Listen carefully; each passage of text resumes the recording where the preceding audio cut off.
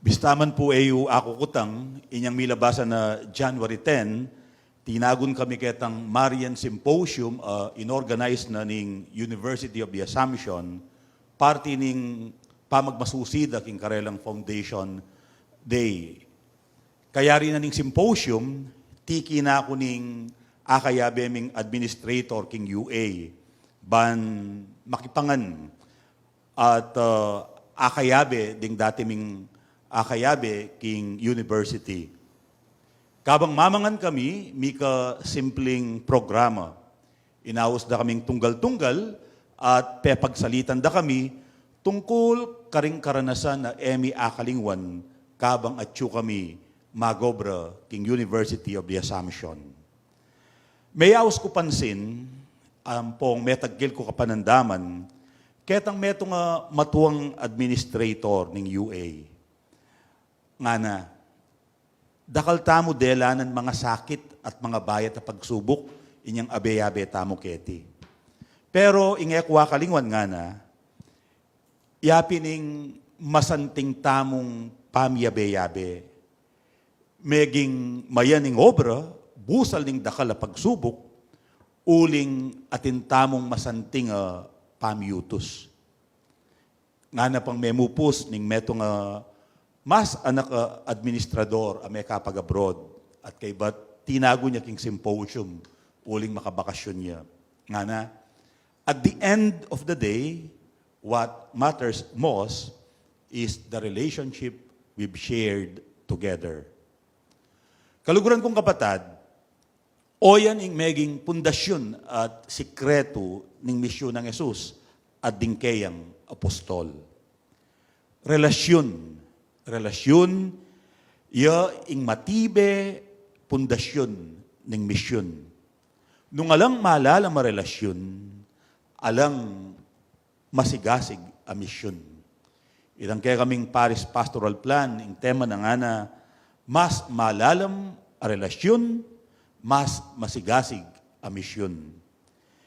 Inyang umpisa na ing kayang pamanaral tungkol king maya pabalita ning pamagari ning Diyos, ing peka mumunang diling gewa ng Jesus, yapin ing inaus na la at pinili ding akayabe na king kayang misyon. Nga ng San Marcos, palapita na la kaya. Uling at nang kaimportante ing mika malapit at matalik lang pamikaluguran. Nga na ning Ebanghelyo, may miliyang 12 katao ay nawas ng apostol. Para nano, ban akayabe nala. Ban akayabe nala. O ito, ing mumunang takbang, may kiyabe ya karela at pekyabaya nala. Meging mikakaluguran la. Sinulong at melalam ing karelang pamyabe-yabe, kabang manarala, kabang pakayap lang masakit, kabang manabilang marok ay espiritu. Eya perpekto ing karelang relasyon. Atinla namang pamagkulang at pamagkamali. Atinla namang pamagkasala. Lalong-lalo na, king party ding apostol. Wari, nung isundo tayong babasan, yung Ebanghelyo ng San Marcos, de aintindihan Jesus. Aliwa yung isipan ng Jesus, keng isipan da. Jesus, isipan na, kasuyuan. Makanano yung sumuyo, karing tao. Ila, kabang susuyo la, kabang tutukila kaya, ikit tamo yung karelang personal vested interest. At inla naman palang ulterior motives. Sariling pakinabang ing pigagabda. Wari, may kadiskusyon la, nung nino ing peka marangal dili karela. At dening adwang may kapatad, Juan at Santiago, posisyon na la, nung sakaling datang na ing pamagari ng Jesus. Inya, mi pate-patela at ela mikaintindi. Makanyan mo naman, inyang arapanan ng Jesus, ing kayang kasakitan at kamatayan, na anong sinabi ng Pedro, sukat malyari kay kayan Ginoo. Dapot nga ng Jesus. Mako ka Satanas, emo ko pangunahan, be a disciple again. Tuki kang pasibayo kanako, emo ko aintindihan. At ingpe ka mabayat a pagsubok akarelang delanan, yapin inyang marakapya Jesus, magkasakit at mate. Ing metong penganyayane, ing metong lingad ne. At agpangking sa lese ng San Marcos, ilangan likwande, ilangan betingan de, inya mete yang malungkot at magdilidili Jesus, at sinabi na, Diyos ko, bakit pepaimburisan mo ko? Penandamana ang yang Diyos, pepaburenne, uling, misasalbagan la, at migkanya-kanya, ding kayang alagad, at betingan deng magdilidili. Dapot uling ating may buong pamiyabe, may lalam a relasyon, pila tanda ampon ning Ginoo, meging mikakaluguran la, meging pamilyala king metong at metong, may biyasa lang mipapananggap, mipapamatawad, at inyang sinubli ang mebye ing Ginoo, pigkalub na karela ing kapatawaran, amigdalang kapayapan.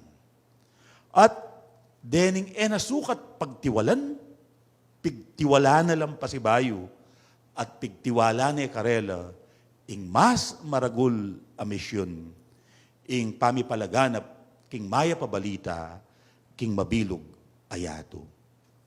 Inya, ing may lalam at may subok a relasyon, adinalan matinding kasakitan at pagsubok, yung meging pundasyon ning karelang bayo at mi bayong misyon.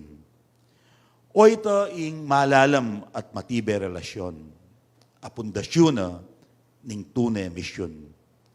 Wa matbudla ding kaya katamong relasyon.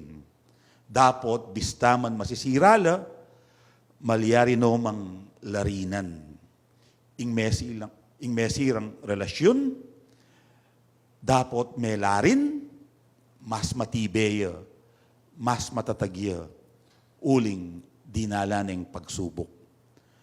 Kaluguran kong kapatad, lalong-lalo na, ding kapatad tamong magobra, king kisamban, king parokya, king archdiocese, ning San Fernando, at ding haliwa pang yabe-yabe, magobra, para king metong mas malala maparasan king biye. Balikan tala din kaya katamong relasyon.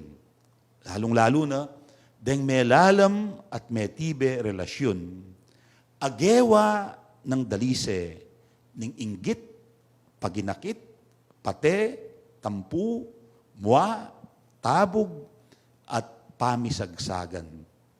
Uling potang ayara pantala, deti, mas maging malulot, mas maging malalam, ing kaya katamong pamiyabe.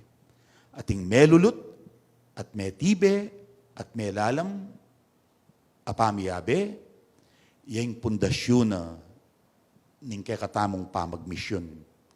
At iti, metong neng misyon. Ing lululot, apamiyabe, metong neng misyon. Uling babiyayang patutu, king pamagari ng Diyos, busal tamo.